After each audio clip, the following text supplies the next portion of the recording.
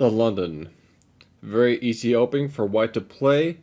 People like Magnus Carlsen play it. Also Gadakapski. Really strong players use it. It's really annoying to play for black. So what do we do? In this video, I'll show you the method I use to overcome the London. And it's actually used by Magnus Carlsen to play as black. So first of all, I'll show you the most popular lines to play against the system. And afterwards, I'll be showing you a game of Magnus Carlsen's black against Hikaru Nakamura using the London system. So let's get into it. So, as you know, d4, knight f6, bishop f4. How to play against this one? I play e6. So, knight f3. We go b6, the Queen's Indian setup. Everything looks normal. e3, bishop b7, knight b2. And now we have the kicker move, bishop b6. So I found that this really to be a very exciting and very enjoyable way to play as black. And I've really had great successes and won against really strong players as black. So what the point is, you're going to see in the Nakamura versus Magnus Carlsen game, he took on d6, which is not a very good move. So the majority of people will play bishop b3. If they don't do anything with the bishop, you can take on f4, play d6, knight b7, queen e7, and you have a choice to castle queenside or kingside, depending on what does. If they go bishop b3, which is the most popular move by far, we go take on g3. They go h6, g3, and now we go just d6. They usually go bishop b3 to play e4. Knight b7, then with queen e2, they want to go e4 for sure, but we just go queen e7. If they go e4, we go e5. So usually they castle queenside, but then we can just castle kingside. It's a really cool and exciting game where we're going to attack on the queen side and they're going to attack on the king side, but this will be a really fun game. That'll be dynamic winning chances for black. So this will end up being a fun way to play as black. That'll be now Morfest against the London system. So going way back, let's look at the Magnus Carlsen versus Hikaru Nakamura game where Magnus Carlsen won against him in this using the system. So in this game, this is basically the position, but he played b6 and move 2, but it'll be transposing to the regular lines we saw earlier. So knight f3 was played, bishop b7, e3, now we go e6.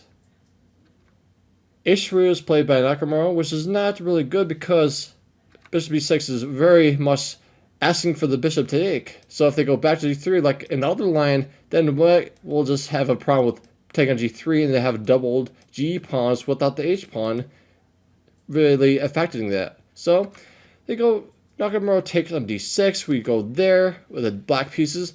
Knight b2 was played. Now castles. Bishop b3, they want to go e4, but we go d5. You see the point? So the pawn, the bishop, and the knight will be covering the e4 square together. But in addition, if they go c3, we go d6. So usually in the London system, you see d5 being played, but they have this pesky knight 5 move that is always annoying. But this added double pawns on d5. d6 is an extra move to cover e5. No, not e5 stuff anytime soon. So d6 was played castling from white. Bishop a6, so you want to trade off the bad bishop for the good bishop for white. So if they go bishop c2, we'll take the rook on f1. It'll be good for black. So Nakamura took knight a6, knight a6, a4. So Magnus Carlsen wanted to reroute the knight with knight c7, queen e2, a6, rook fc1. Magnus Carlsen played queen d7 to connect the rooks. c4 was played, takes on c4, rook takes c4, and now rook a c8. So they double on the c file, but we go knight d5. So the plan is really interesting. After they go knight e1, there's a cool move that Magnus Carlsen played is knight b4. So they can't take the knight on b4 because the rook on c1 will be swapped off. That'll be not good for him. So Nakamura just didn't fall for that. He did knight d3, saying that to practice rook on c1.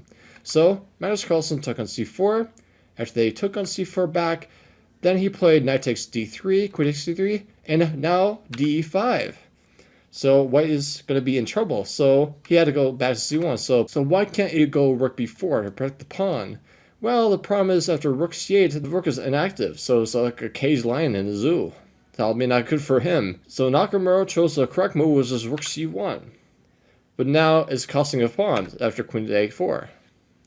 So Nakamura's played then queen c3, double up against c5.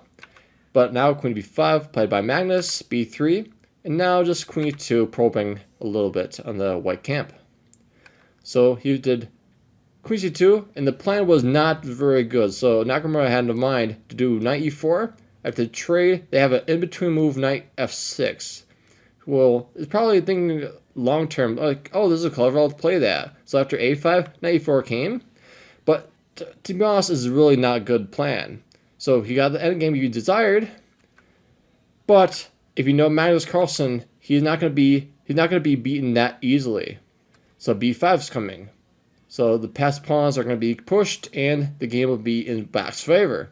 So Nakamura says we have to get the king and the rook together to stop the passed pawn. So king f1 is his option. So rook e8, behind the passed pawns, the rook goes. So king e2, a4.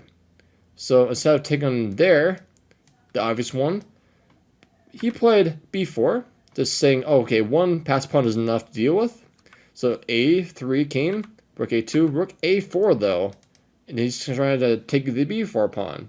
So king d2, rook b4, rook takes a3, rook b2. It's a problem because if they move the king, let's say king c3, there's rook takes f2 with a tempo on the g2 pawn, which will be really bad for white. So Nakamura succeeded and played king e1, but b4 happens. Nakamura played a check. He played rook b8 to be behind the passed pawn. Now we just go h5 for Magnus to control the g4 square. But after g4, he did one better, just played h4.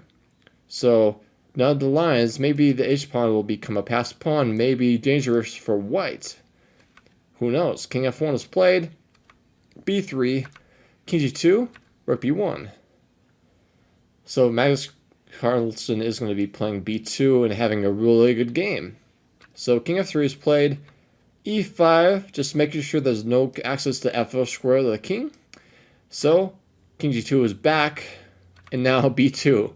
So black has all the control, all the initiative, and he has the plan, whereas white is just fumbling around of ideas. So rook b5 was played, but he was not calculated correctly. So king f8 was played nicely by Magnus Carlsen. In the case that if they take, there's rook g1 sack. So if they take the rook, there's a queen promotion will check, and white will be losing the game.